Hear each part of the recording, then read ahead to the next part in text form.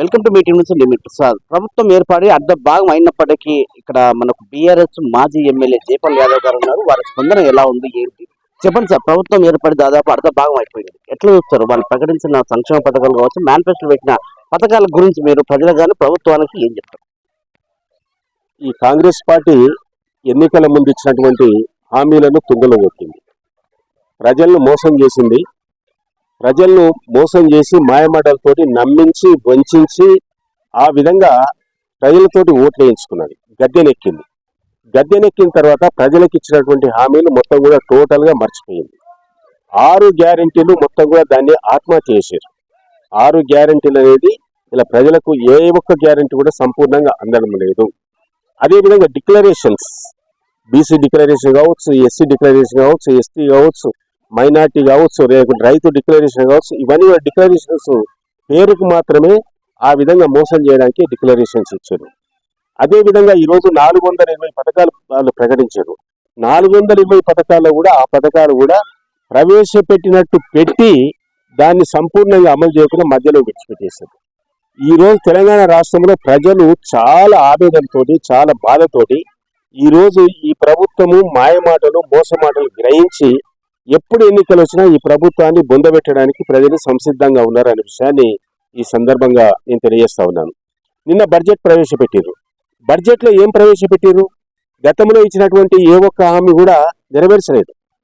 అసలు రైతు భరోసా అనేది మేము 10,000 ఇస్తే వాళ్ళు 15,000 ఇస్తామన్నారు. కానీ ఒక్కసారి 12,000 ఇచ్చారు, కానీ అందరు కూడా ఇవ్వలేదు.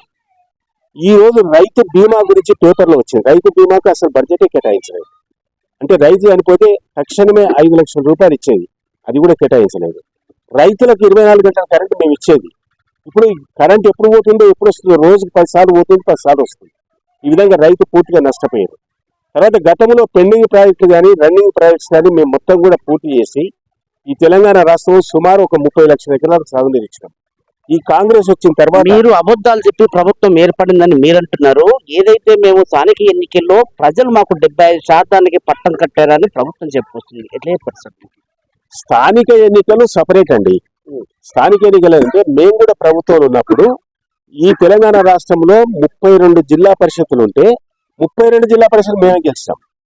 ఈ తెలంగాణ రాష్ట్రంలో ఉన్నటువంటి సుమారు 600 మండలాలు ఉంటే 550 మండలాలు మేమే గెలిచాం. జిల్లా పరిషత్ మొత్తం మేమే గెలిచినాం. సర్పంచ్లు అయితే 100కి 90% గెలిచినాం. తర్వాత మున్సిపాలిటీలు 130 మున్సిపాలిటీలు ఉంటే కేవలం ఒక 6 మాత్రమే గెలవలేదు. 124 మున్సిపాలిటీ గెలిచినాం.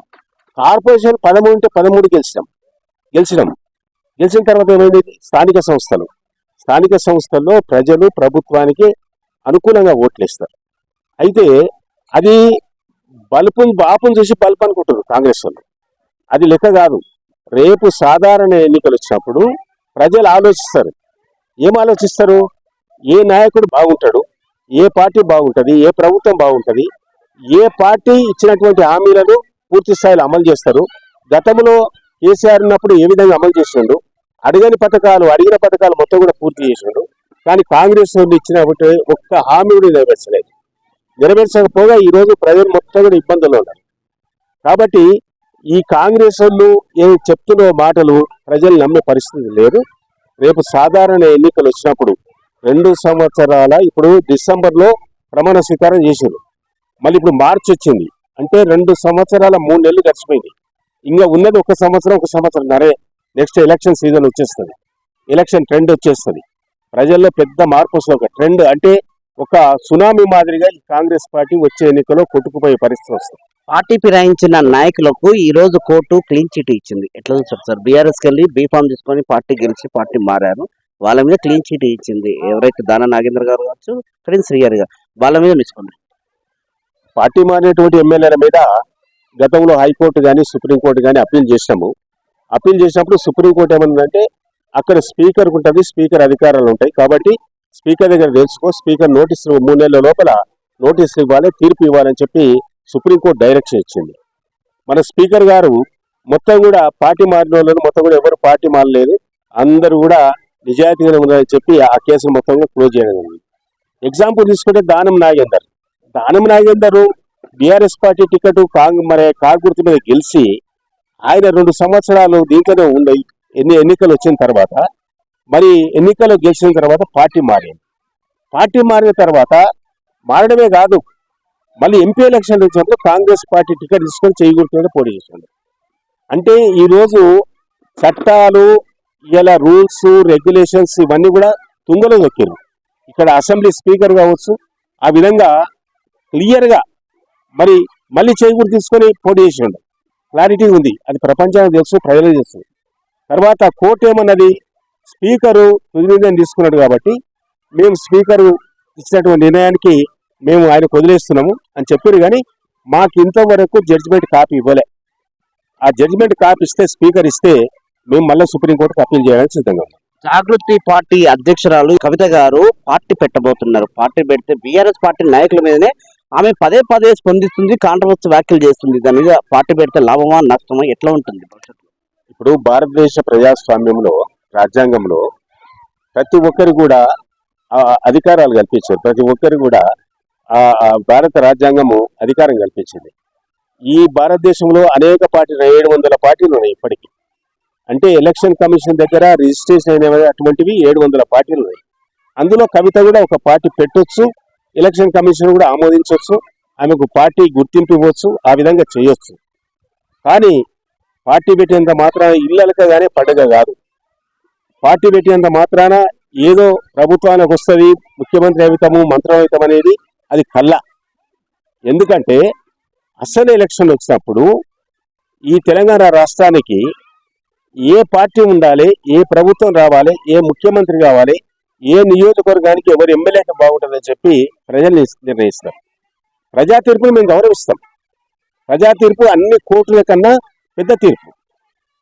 ఇలా ప్రజలు లేకపోతే రాష్ట్రం లేదు, దేశం లేదు, ఈ కోర్టులు లేవు, ఈ వ్యవస్థ లేదు, ఈ ప్రభుత్వాలు లేవు. కాబట్టి ప్రజల తీర్పు మేము గౌరవిస్తాం.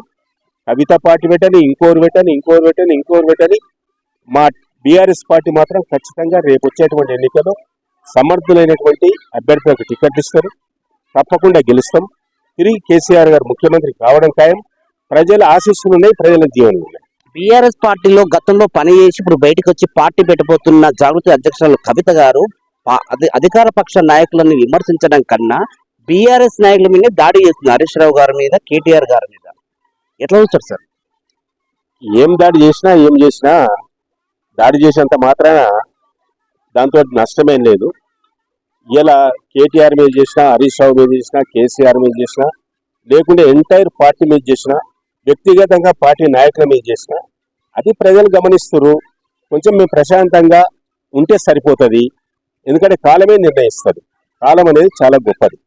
ఏ సమయానికి ఏది కావాలి, ఏ సమయానికి ఏది రావాలి అనేది కాలమే నిర్ణయిస్తుంది. కాబట్టి కవిత గారు పెట్టే పార్టీని మేము వద్దనడానికి వీల్లేదు. ఆమెకు స్వాతంత్రం ఉంది, రాజ్యాంగం ఇచ్చినటువంటి హక్కు ఉంది. కాబట్టి ఆమె వ్యక్తిగతంగా తీసుకున్న నిర్ణయాన్ని మేము ఎక్కడ కూడా వ్యతిరేకించడం లేదు.